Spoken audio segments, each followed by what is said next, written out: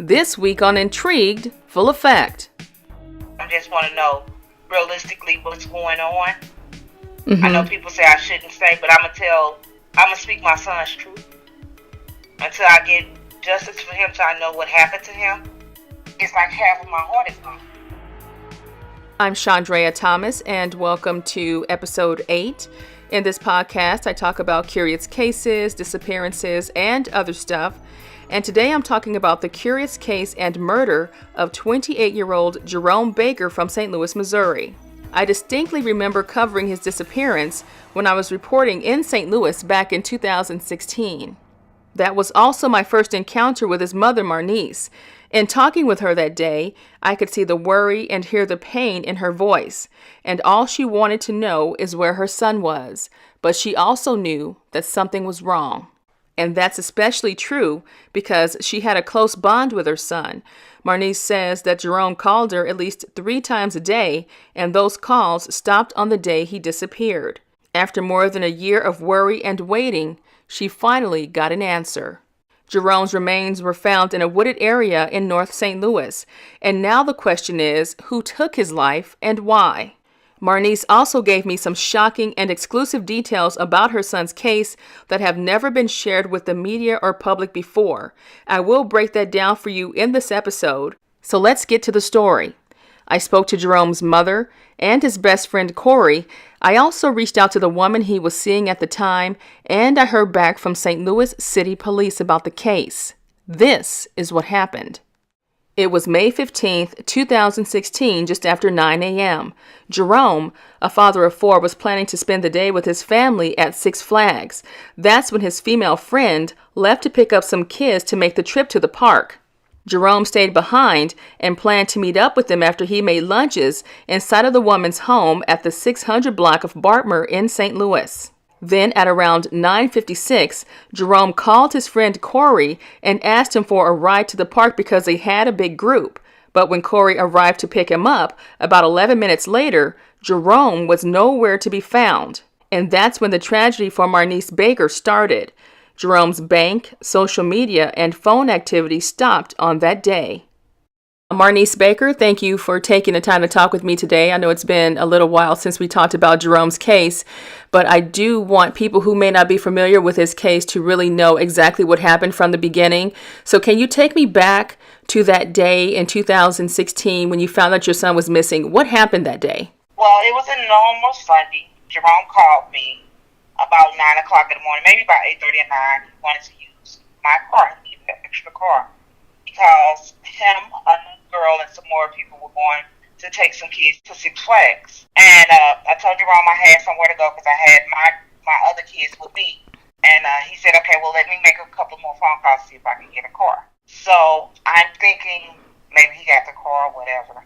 But then I get a call from his best friend about 10:15, and he's like, I'm outside Jerome's house.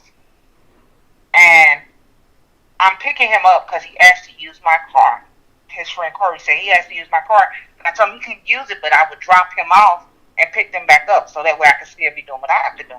He said, no, I'm outside the house. He's not answering the door. And actually it was the girl's house they were at. And I'm like, that's not Jerome. If he called you answer the phone, he picks up. So he's like, well, I just talked to him. I told him I was on my way. So he was pulling off. I said, no, go back and knock on the door. So I'm like, well, where is the little young lady? And he was like, well, she's dropping some kids off and picking them up. I'm like, call her and tell her to come unlock that door. Me being a mother, it just didn't sit right with me at that moment. So I'm like, no, somebody come, open the door. I'm thinking maybe he fell, maybe something that happened in the house. I'm not thinking that he's not going to be out of sight, out of mind, nowhere to be found. Mm-hmm. I'm just thinking something that happened in the house. We need to get into the house and see what's going on. So let me just make sure I'm clear. So the friend drove up, Jerome wasn't answering his phone, and he wasn't coming to the door, so he went and tried again? Yes, he went and he called her to tell her to come open the door. Because he's like, Jerome's not answering the phone. I'm like, no, don't. I'm like, tell her to open that door. Something ain't right. It just immediately hit me. I don't know what it is, if it's a mother intuition or what. but it just came over me. So I'm sitting on the phone, and then he's like, "I'll call you back." He called her. He called me back, and I'm like, "Did y'all open the door yet?" And he was like, "She's pulled up. She went across the street to the neighbor's house first." That didn't sit right with me either. If you know he's missing, or not saying missing, because at that point we didn't know he was missing, but if you know that something's not going on, he's not answering, why would you go across the street to the neighbor's house first? So Corey said, then she went on the neighbor's house for a few minutes, then she came in the house. And I'm like, so what did she do then? Corey's like, well, she came in the house, she went in the house, she seen his coat was laying across the couch, and she went immediately in his coat pocket, took some money out, and then was like, we're still going to Six Flags. Wait a minute. She probably left with a girl. What? That was the first instinctive thing that came to mind at that moment? Yes. Let me just back this up just a little bit. Now, these are all things that you realized after the fact. On the initial day, these are not things that you were thinking, or were these things that you immediately thought? I was not thinking the worst. But when you sit down and you analyze all the things that just were red flags, you're like, okay, well, why would a person do this? Or why would this happen? And it was just a lot of red flags, to where now working with the police, they see a lot of red flags. But because it was not taken serious in the beginning, it's a lot of evidence and everything is gone.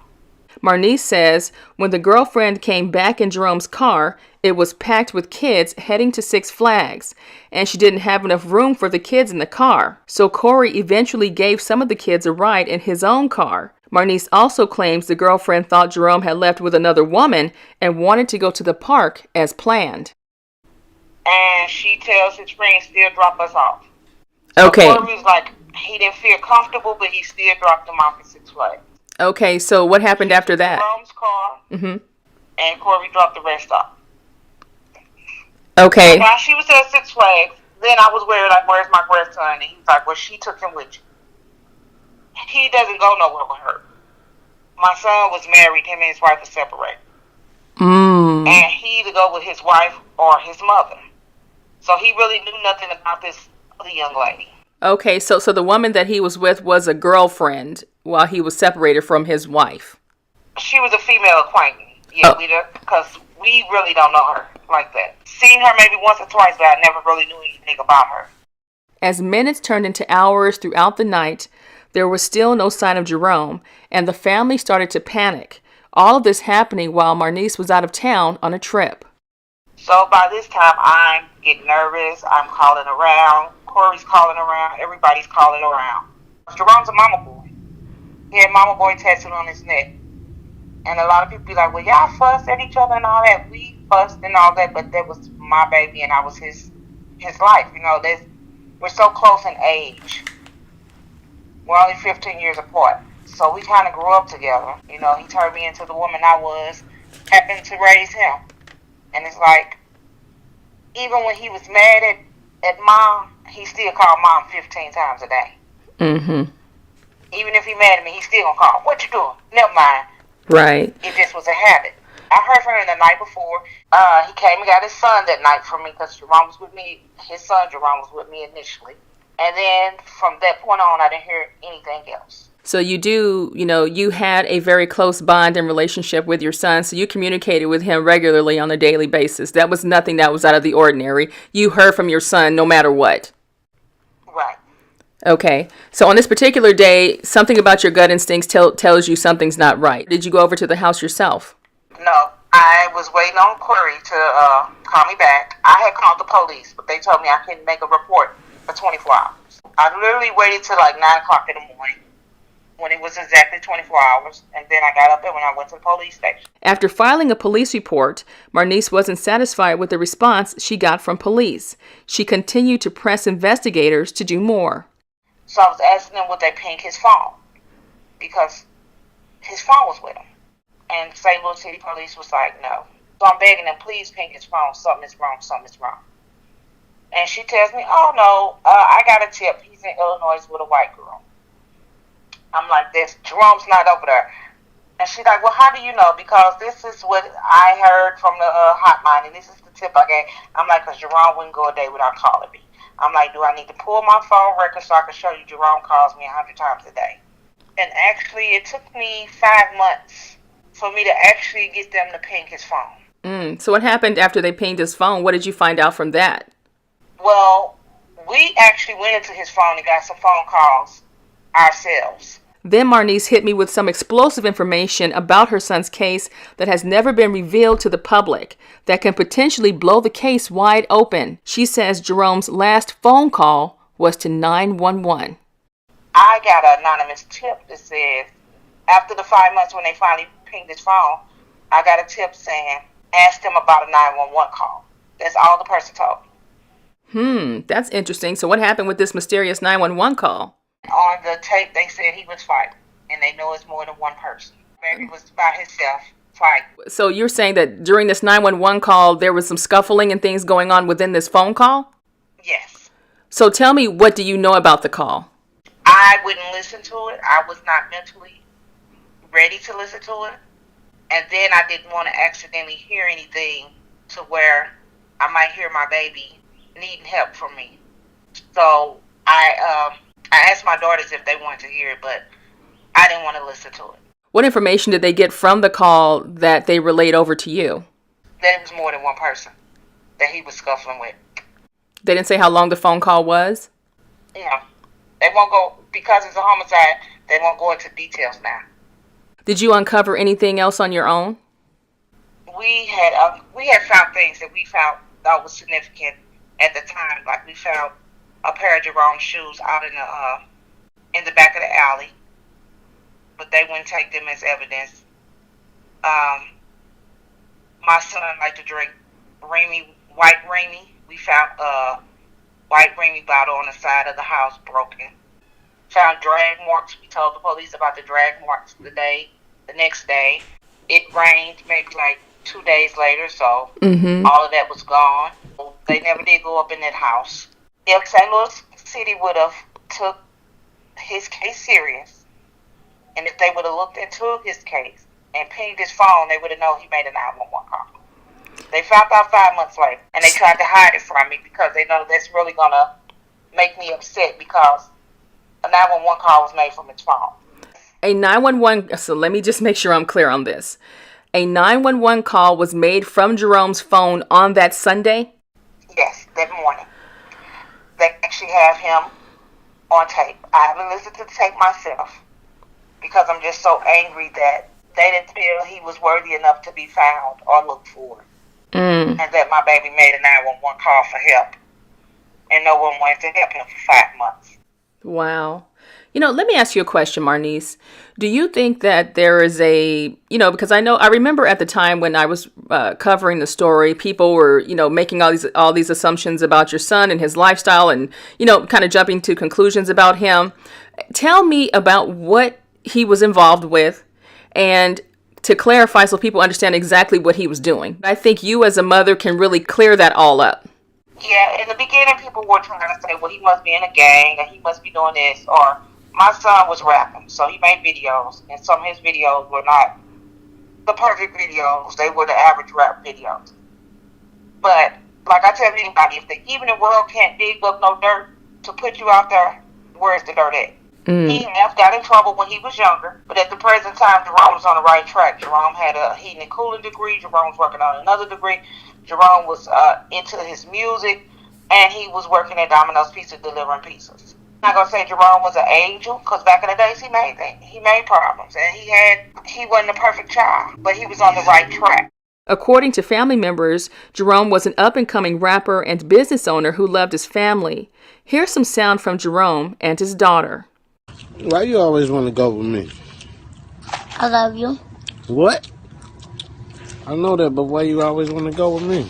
I love you so much. One thing I can never take from him, he's been an excellent dad, and he became a father at an early age, and he's always taking care of his kids. So when the assumption was, well, maybe he's a gangbanger, well, maybe he's a hustler, maybe he's this, that's the first thing that came to their mind. Well, it must be drug related, so maybe it's a drug deal gone bad. Once they exhausted all of that and found out it had nothing to do with that, now it's like, when I'm talking to the homicide department, it's like, well, we have it now, but it's like we lost so much because we wasn't able to do this because didn't nobody do their job. Jerome's family searched for him on a regular basis. We were out there in vacant buildings, looking through vacant buildings, looking through houses.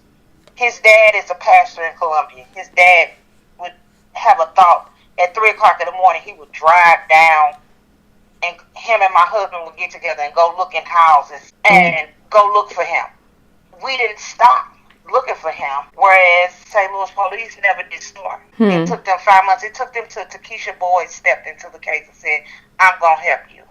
And I thank her for that, because when she stepped up, things started rolling. Who is that? Takesha Boyd, she's one of the officers in the fugitive department. She stepped up and said, I'm going to help you. And at the time, it was like 2 other boys that were missing. So she was like, I need to help you all. So she said, I'm going to get DNA testing. The other 2 mothers whose sons were missing was Brandon Bankhead, mom, and then Marquand Lee, mom. So we all reached out to each other. And as we talking to each other, it was like we all got the same story. Oh, they running from the police. Oh, they somewhere with a white girl. And it was like, why do these 3 young black men got to be somewhere with a white girl? Why they got to be running from the police? And it was like, to hear the same excuses being told to us and our child not being looked for is devastating. On October 27th, 2016, about 5 months later, an unknown skull was found by utility workers behind a vacant building surrounded by overgrown weeds. This is less than 5 miles away from where Jerome was last seen on Riverview Boulevard in North St. Louis. But at that time, investigators didn't know it was him. According to family and friends, Jerome had some disagreements with various people around the time of his disappearance, but so far there's nothing officially connecting those arguments to the case. Now that all this time has passed and you've learned more and more things about your son's case, why do you think someone would want to hurt him? Have you ever come to any conclusions on that? And I really in my heart think that it was a fight. And I really think that in that fight, something happened, because Jerome will fight. Jerome's not no one to pull no gun on you and shoot you and none of that. He's never did that. But he will fight. What have you heard about, like, tips and leads? Any idea of what police have learned so far? Or have you gotten any more yourself? Not really too much of anything. That everything I get, I share with the police. But we don't know if my son was ever shot, because his death is ruled a homicide, but unconclusive, because it was only bones found. The Baker family submitted DNA into the NamUs system, and that's when police got a DNA hit. In June of 2017, the medical examiner's office confirmed that the remains belonged to Jerome. I don't know if what they found with his body. They won't tell me anything, because I be asking, well, did he have his gold teeth in? Did he have clothes on? I want whatever he had on him. But they haven't gave me anything, and if they find anything, it will used in the investigation. Maurnice says her son's remains were found in an area that's known for dumping bodies. The area should have been cut down, trimmed, and taken care of. So when I called out the city about the spot where my son was found at, it's a mess. They don't, all of a sudden they don't know who belongs to. She also asked people who worked nearby why they couldn't smell the body. And I'm like, you all didn't smell anything? It was hot as all outdoors out there. And they're like, oh, we used to the smell. So you're used to a death that can't smell. So that means that's a dumping ground. There's been other bodies maybe dumped there before, so people are accustomed to the scent, which is incredible when you stop and think about it, you know? If it was not a gas leak, my child would have laid there for I don't know how long. On February the 7th, I reached out to St. Louis City Police and turned in a Sunshine Law records request, hoping to get more details about the case and the 911 call that Maurnice told me about. Police responded and basically said I couldn't get access to any 911 records because of a state statute number 610150 to be exact. They also said that I would need a court order to get the records. At that point, my Sunshine record request was officially closed. I also notified the chief about my discovery. Now, the police did give me a basic incident report, but they didn't confirm or deny that a call existed. The report says that Jerome's missing persons case was reclassified as a homicide and that there are no suspects named in the case. As for the manner and cause of death, that's still undetermined. And the last line of the report basically says the investigation continues. I also had a long chat with Jerome's best friend, Corey Lamar, and he told me that he really misses his friend. He says it's been hard for him to deal with Jerome's death because he couldn't even have a proper funeral, and that closure is hard for him because of how his friend went missing and how he was found in such a horrible way. He added that Jerome believed in him and supported his music career and helped to make it happen. He ended the conversation by saying that Jerome meant so much to so many people in the community and that his life was headed in a positive direction. As for Jerome's female friend, she didn't respond to my request for a comment. At this point, the family is left with questions about who, where, and why someone would take Jerome's life. It's a mystery that Maurnice won't let go of until she gets justice for her son. I just want to know realistically what's going on. Mm-hmm. I know people say I shouldn't say, but I'm gonna speak my son's truth until I get justice for him, so I know what happened to him. So tell me now, how are you dealing with everything at this point? And tell me about the impact of this on your family. Right now I'm just fighting for justice. Some days it's like hard. Some days you don't want to wake up. You know, it's like it's a struggle.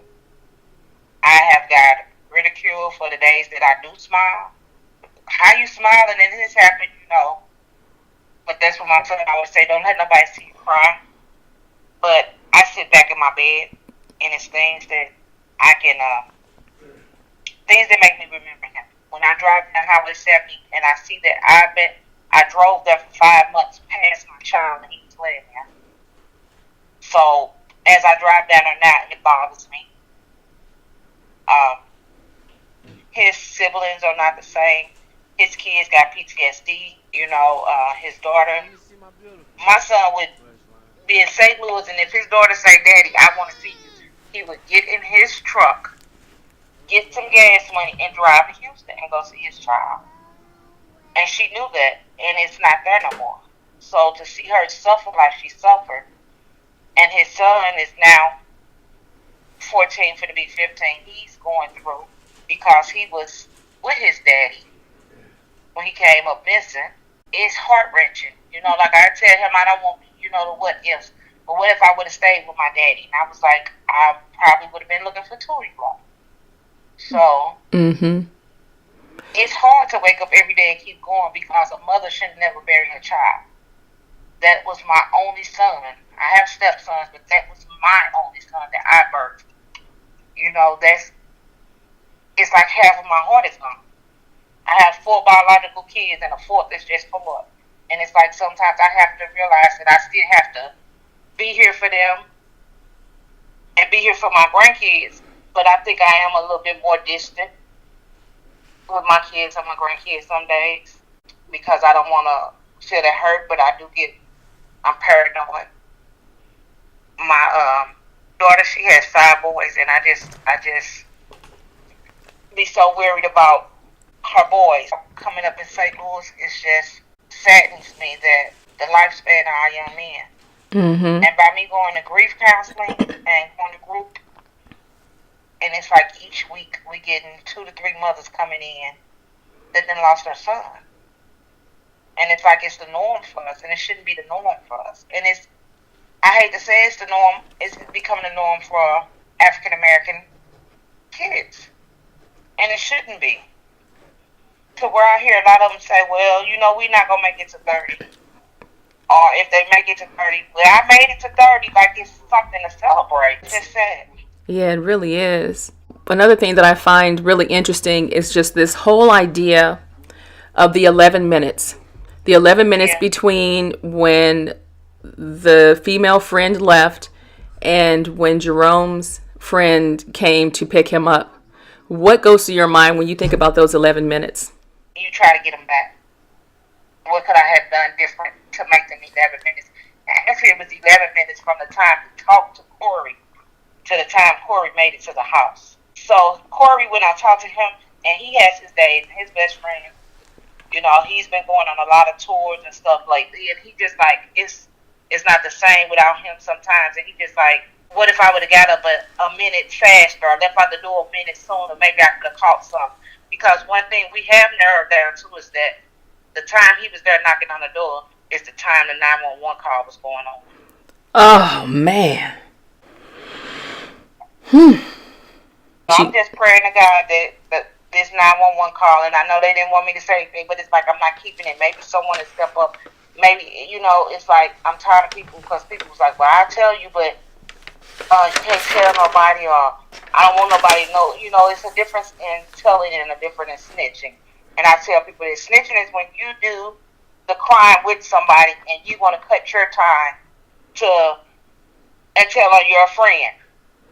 Telling is when you say, this is my community, this is my society, it's where I live, and you're wrong. And if we don't take it back and get a village back like we had in the older days, it's not going to get better. Jerome went missing when everybody was outside. Someone has seen and someone knows what happened to Jerome. Everyone was outside. People were getting ready to go to church. At first, people was like, I'll tell you this, come back here. And now it's like all of a sudden, hush, hush. Because everybody's scared. So at this point, what do you want people to take away from your story and the whole situation that you've been dealing with for the past few years? I want everybody to know that we as a community, we have to come together as one. That's why when anybody say their child's missing, I'm out here with them to help them look for their child. We need to get a grasp on our community. We need to get it back. We need to help raise these kids. A lot of our kids are out here hurt, so they don't care about who they hurt. So you got to make sure that we mend the ones we have left.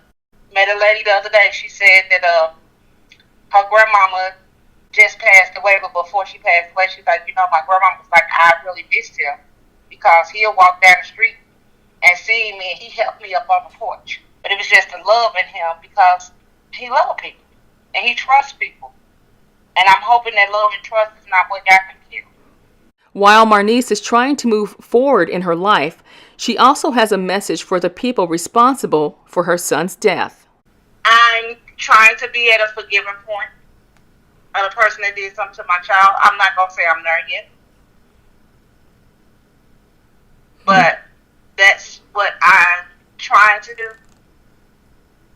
Because they might have been through something, and I don't know what they've been through to make them hurt that they wanted to hurt my child. I said there's nothing he could have said to them to make them want to take his life. It's sad because every time I close my eyes, I'm trying to make him hear. So I don't get that much sleep anymore, but you just want them back. You want the good, the bad, the ugly, you want it all back. Just talking about him in the good days is I'm happy right now, but when I sit down by myself, it's going to bring that sadness about because I can't have him here. I don't know what he would have been. And my favorite thing is I said he's my Obama because I can see Jerome taking over the world. I feel like I've been robbed because I never know what all he could accomplish. When it comes to my final thoughts about this case, I can't help but wonder who Jerome encountered that day and why his life ended. I also think about those 11 minutes and what happened in that short period of time before Jerome's friend arrived to give him a ride. I think about his mother and their close bond and the bond that she says Jerome had with his own kids. When it comes to that 911 call, I can understand why Maurnice didn't want to hear it herself and how it could have added more devastation to her life. I hope that police get what they need to make an arrest in the case and to get to the bottom of exactly what happened. I'm also thinking about the other two young men, Brandon Bankhead and Marquand Michael Lee, that were missing at the same time as Jerome. Maurnice says they're still missing to this day, and while the cases don't seem to be linked, the parents are connected through the same tragedy. Right now, the family says Crime Stoppers is offering a $5,000 reward for information leading to an arrest in Jerome's case. Another side note is that Maurnice has started a yearly toy drive in Jerome's honor for kids who have lost their own parents to violence in the community. If you have any cases or disappearances that you want me to check out, just message me on the Intrigued Full Effect website or via email at intriguedfulleffect@hotmail.com. Until next time, be safe and stay true.